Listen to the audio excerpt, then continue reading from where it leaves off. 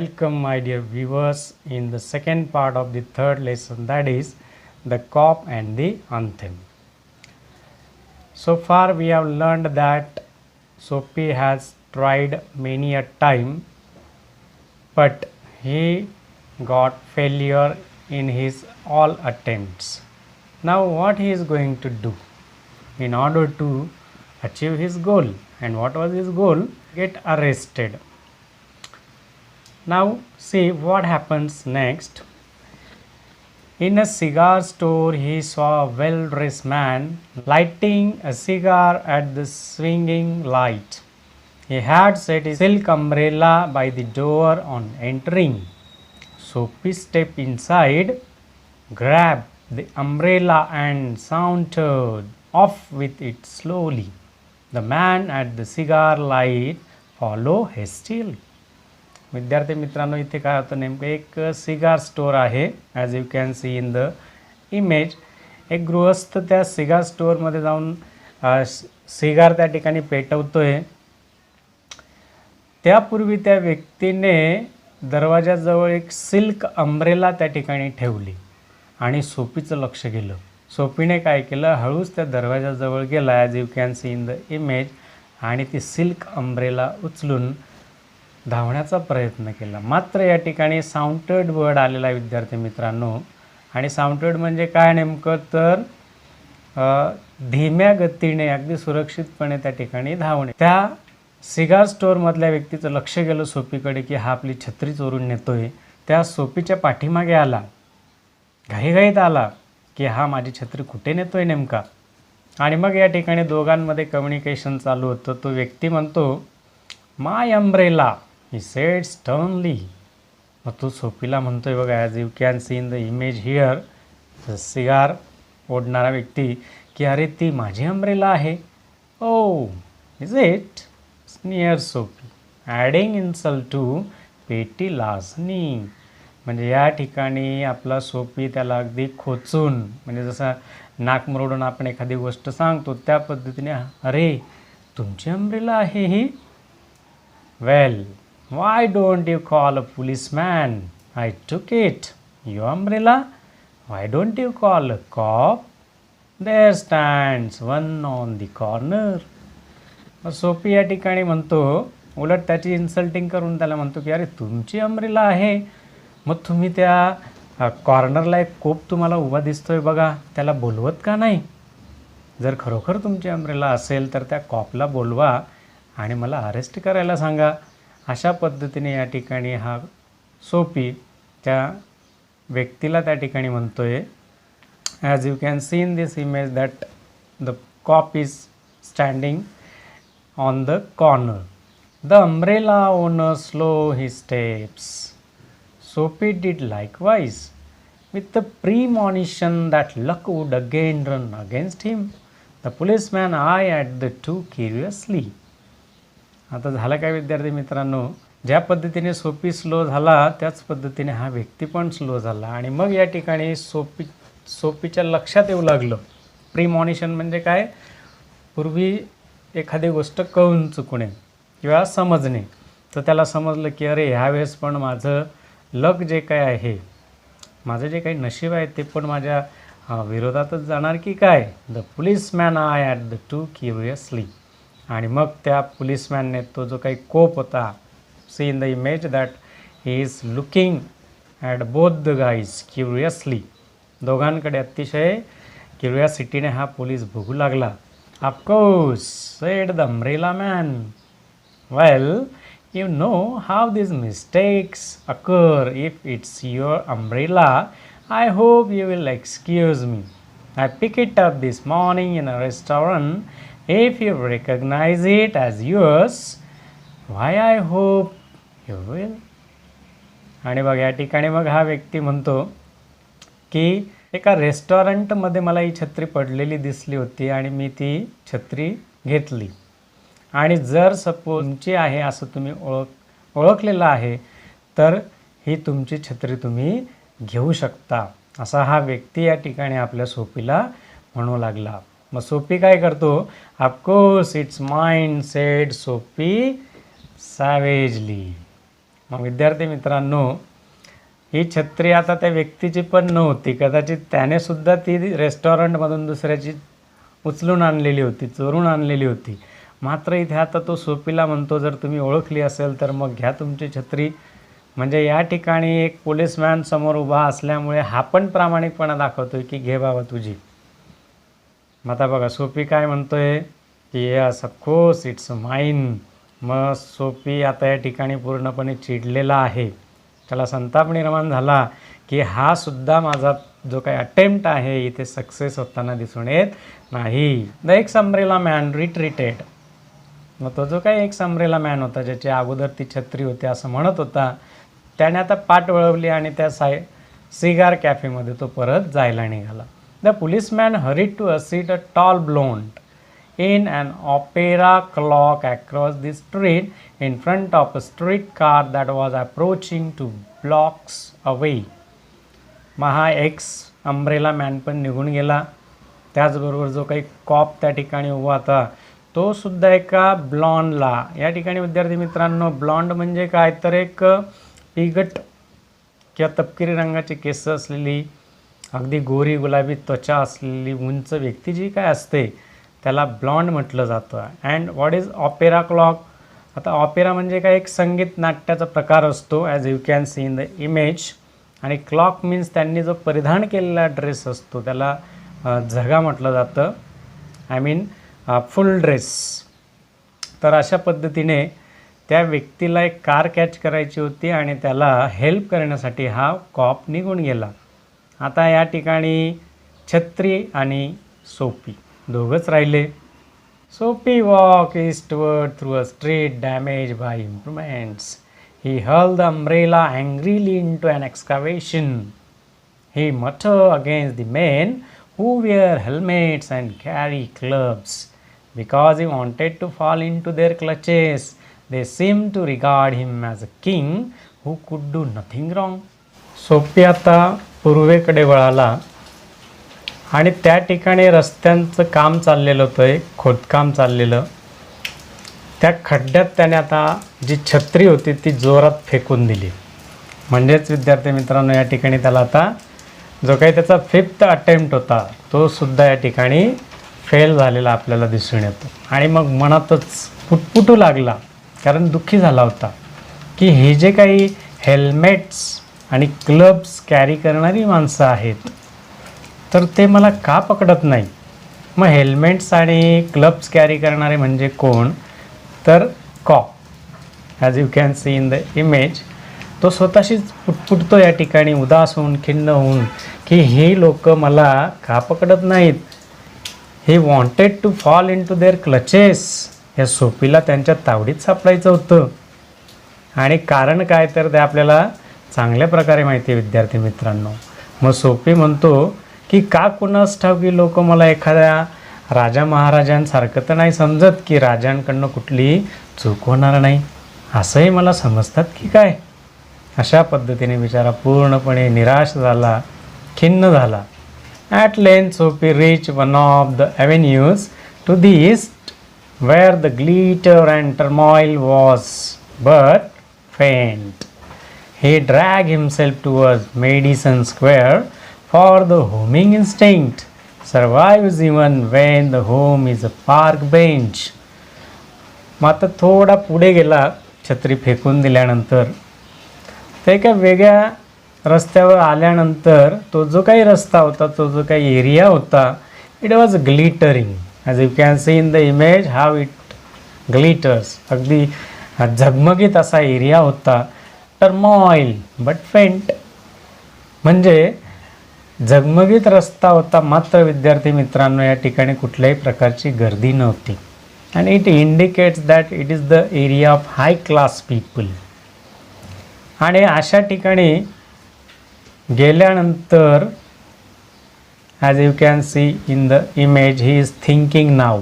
मग सोपी काय विचार करतोय, त्याला मात्र आता आपल्या घराची ओढ लागली, होमिंग इन्स्टिंक्ट. आणि घराकडची ओढ लागली म्हणजे आपल्याला माहिती आहे की ही इज होमलेस, स्वतःचं घर नाही.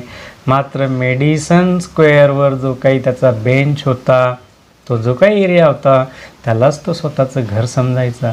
आणि विद्यार्थी मित्रांनो, कसं का असेना, घर आपलं ते घर असतं, घरपण असतं. आणि म्हणून त्याला आठवण येते की चला आता सगळे प्रयत्न करून झाले, मात्र मला काही वाटत नाही की मी त्या ब्लॅकवेल आयलँडपर्यंत पोचू शकेल.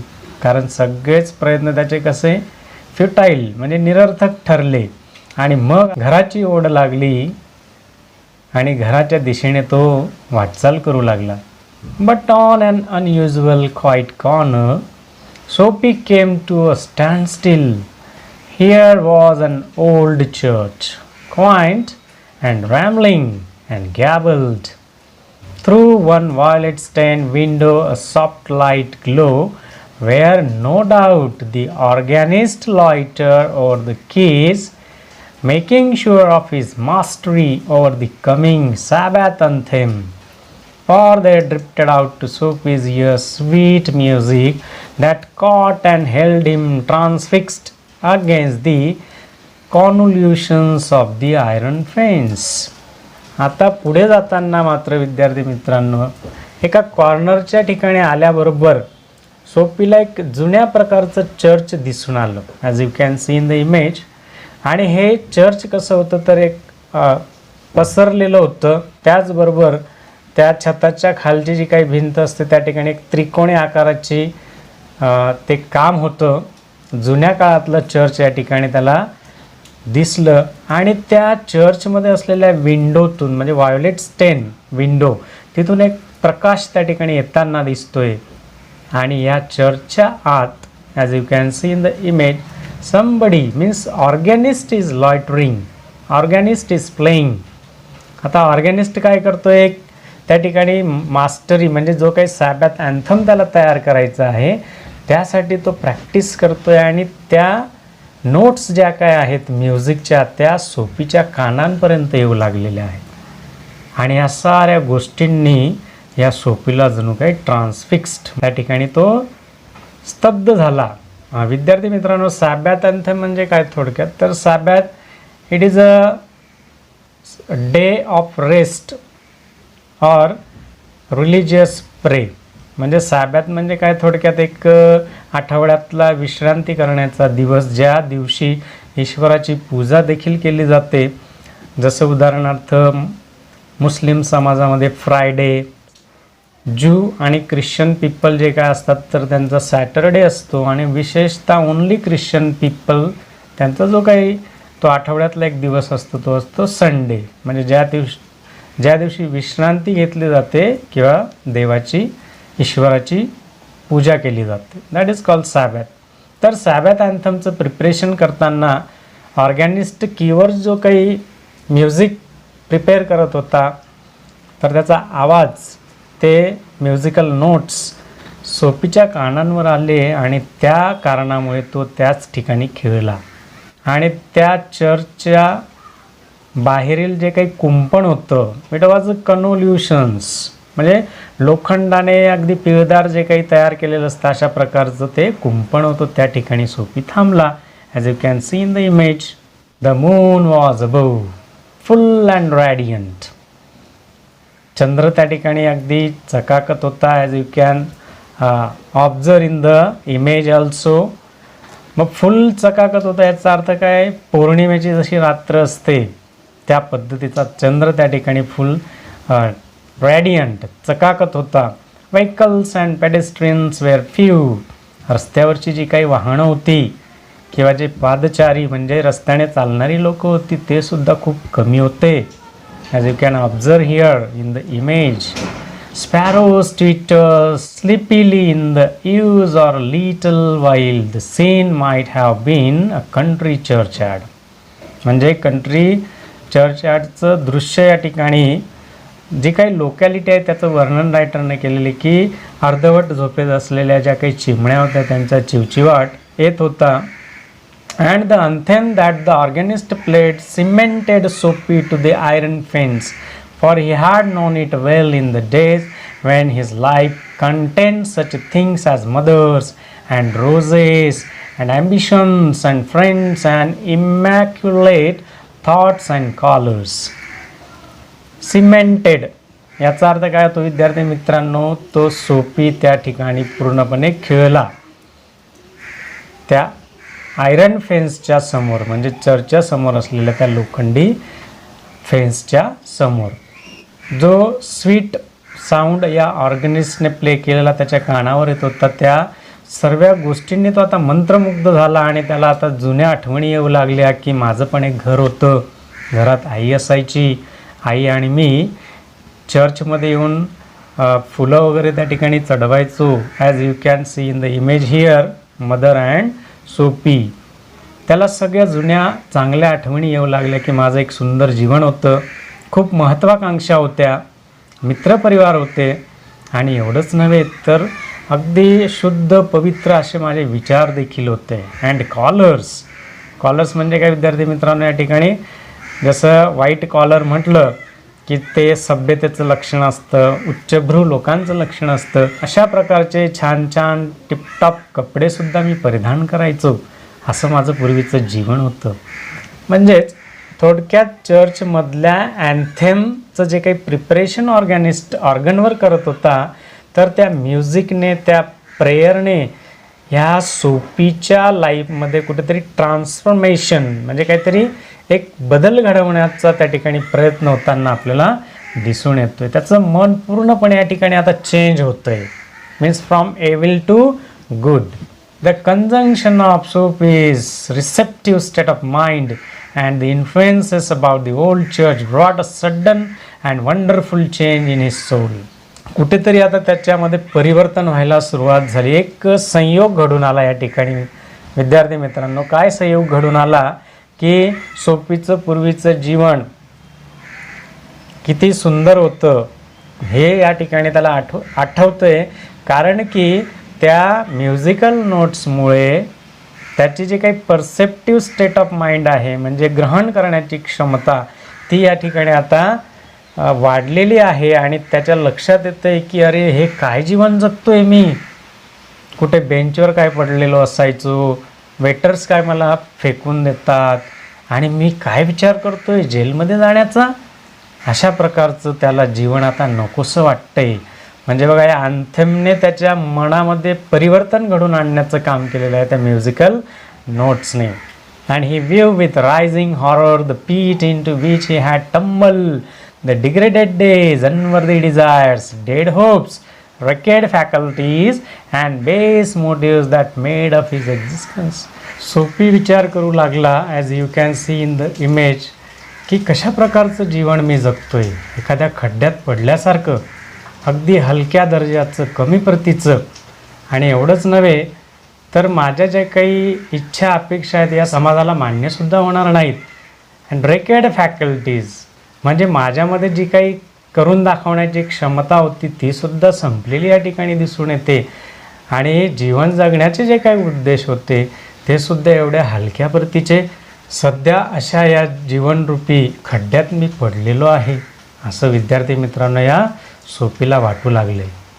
And also in a moment his heart responded thrillingly to this strange mood. A strong impulse move him to. अचानक त्याचं हृदय त्या ठिकाणी आता उचंबळून आलेलं आहे. म्हणजे त्या म्युझिकचा किंवा त्या अँथेमचा त्याच्यावर किती चांगला परिणाम घडतो आहे विद्यार्थी मित्रांनो बघा. Battle with is desperate fact. मनात संघर्ष सुरू झाला. कसला तर हे जे काही मी आत्ता नैराश्यमय जीवन जगतोय त्या नैराश्यमय जीवनाशी त्याची आता मानवी लढाई सुरू झालेली आहे. He would pull himself out of the mire and would make a man of himself again. मग त्या सोपीला असं वाटतंय की ह्या चिखलातून मला आता बाहेर निघायचं आहे. कुठल्या चिखलातून विद्यार्थी मित्रांनो? हे जे काही माझं नैराश्यमय आयुष्य मी आत्तापर्यंत जगत आलेलो आहे असं जीवन मला आता नकोसं वाटतंय. याच्यातनं मला बाहेर निघायचं आहे. कारण कधी एकेकाळी पूर्वी मी अतिशय चांगल्या प्रकारचा व्यक्ती होता. I was a gentleman. आणि पुन्हा तो त्या सभ्य गृहस्थासारखं बनण्याचा आता प्रयत्न करतो. आणि हे जे काही ट्रान्सफॉर्मेशन त्याच्या माइंडमध्ये होतं आहे तर त्या चर्चमधल्या अँथमच्या ज्या काही म्युझिकल नोट्स आहेत त्याच्यामुळे ट्रान्सफॉर्मेशन या सोपीमध्ये होताना आपल्याला दिसून येते. म्हणजे पूर्णपणे त्याचं जो काही त्याचा जो काही माइंड आहे तो पूर्णपणे या ठिकाणी चेंज होताना आपल्याला दिसून येतोय. He would conquer the evil that had enslave him. म्हणजे सोफी म्हणतो ज्या गोष्टींनी मला गुलाम बनवून टाकलेलं होतं आत्तापर्यंत, तर त्या गुलामगिरीतून मला आता मुक्त व्हायचं आहे. And there was time he was young at he would resurrect his old eager ambitions and pursue them without faltering. Sophie म्हणतो की मी अजून तरुण आहे, वेळ गेलेली नाही. आणि यंग सोफी हे कशावरून आपल्याला एक पूर्वीचं उदाहरण बघितलं की तो कॉप या सोफीला एल लॅड म्हटलेलं होतं. म्हणजेच काय काय युनिव्हर्सिटीचा स्टुडंट, आणि युनिव्हर्सिटीचा स्टुडंट यंग असतो. मग सोफीचं अजून आयुष्य गेलेलं नाही, बराचसा वेळ आहे त्याच्याकडे. त्याच्या जुन्या ज्या काही ॲम्बिशन्स होत्या, ज्या काही महत्त्वाकांक्षा होत्या, त्या पुन्हा पुनरुज्जीवन करण्याचा विचार तो आता करतोय की मला पुन्हा चांगलं व्यक्ती या ठिकाणी व्हायचं आहे, चांगलं जीवन मला जगायचं आहे.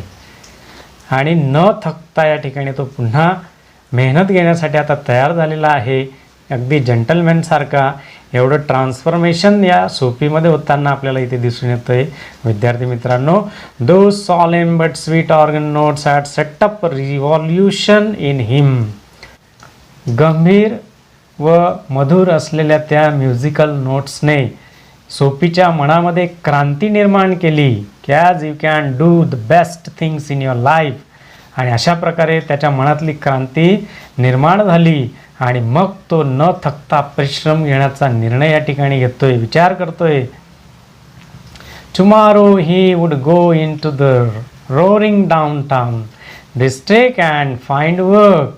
मग तो निर्णय घेतो, तो विचार करतो की उद्याच मी या ठिकाणी जिथे मार्केट एरिया आहे त्या ठिकाणी मी जाणार आणि माझं काम शोधणार. A fur importer had once offer him a place as driver. He would be somebody in the world he would. विद्यार्थी मित्रांनो, तो विचार करतोय की मला आठवतंय की एका फर इम्पॉर्टरने, म्हणजे जो फर बिझनेस करणारा जो काही होता, एक आयात करणारा व्यक्ती, त्याने मला एक जॉब देऊ केला होता. आणि तो कसला, तर ड्रायव्हरचा.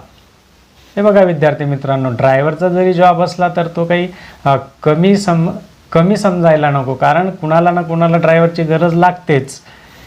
आणि असं कुठेही बेंचवर पडून राहण्यापेक्षा किंवा असं वाईट प्रकारचं जीवन जगण्यापेक्षा ती नोकरी पत्करलेली बरी, असा विचार या सोफीच्या मनामध्ये निर्माण झाला. एवढं ट्रान्सफॉर्मेशन त्या अंथेमने केलेलं आहे, त्या म्युझिकल नोट्सने केलेलं आहे.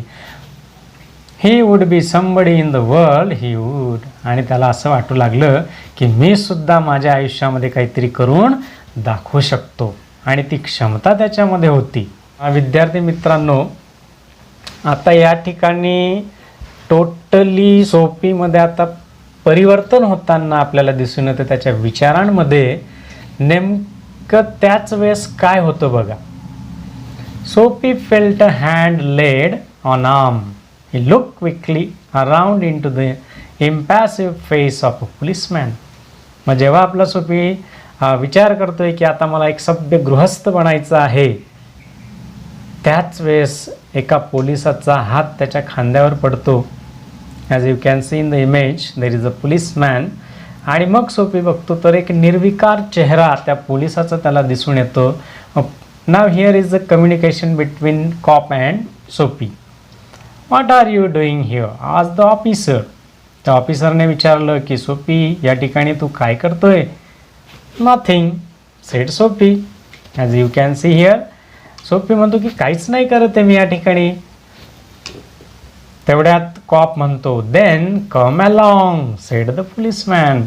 मग ठीक आहे, काहीच करत नाही, मग चल माझ्याबरोबर. मग अशा पद्धतीने पोलीस त्या सोफीला तिथून नेतो. कुठे नेतो. 3 months on the island sed the magistrate in the police court the next morning. हा पोलीस सोफीला पोलीस कोर्टात नेतो आणि दुसऱ्या दिवशी सकाळी त्या ठिकाणी मॅजिस्ट्रेट सोफीला म्हणतात 3 months ऑन द आयलँड. सोफीला 3 महिन्याची सजा त्या ठिकाणी सुनावली गेली, आणि ती सुद्धा कुठे, तर आयलँडवर, म्हणजे ब्लॅकवेल आयलँडवर. आता बघा विद्यार्थी मित्रांनो, अशा पद्धतीने ह्या स्टोरीमध्ये या ठिकाणी ट्विस्ट आलेला आहे. म्हणजे पूर्वी त्याने बरेचसे प्रयत्न केले अरेस्ट होण्यासाठी, तरी एकही कॉप त्याला अरेस्ट करत नव्हता. दिस इज कॉल्ड आयरनी ऑफ फेट. म्हणजे आपल्या जीवनामध्ये जे काही अपोजिट होत जातं, जे काही विडंबन असतं आपल्या जीवनाचं, so here we can come to know. आणि नंतर ज्या वेळेस सोफीला वाटलं की आता आपण सतसत विवेक बुद्धीचा एक चांगला सद्गृहस्थ बनावं, अशा वेळेस पुन्हा त्याच्या इच्छेविरुद्ध घटना घडली. आणि ती म्हणजे कुठली, तर he was arrested. Now see the magistrate declare him next morning 3 months imprisonment in Blackwell jail. So what happens, my dear students? Many a times we expect something to happen, however the opposite happens. Life is ironical. म्हणजे शेवटी आपल्याला ह्या स्टोरीचा जो काही end आहे तो कसा unexpected end झालेला. Here is a twist. म्हणजे बऱ्याचदा आपण काहीतरी वेगळीच अपेक्षा करतो, मात्र त्या अपेक्षा पूर्ण होत नाही, त्याच्या विरोधात होत जातं. आणि त्यालाच लाईफ ऑफ आयरॉनिकल म्हणतात, जसं सोफीच्या जीवनामध्ये घडलं. So my dear students, I hope that you have enjoyed this story. If you like the story, then you can write in below comment box. If you are new on my YouTube channel, please do subscribe it so that you may get the notification my upcoming video lectures. Be happy and enjoy English literature with Mr. R.K. Jagtap. Thank you.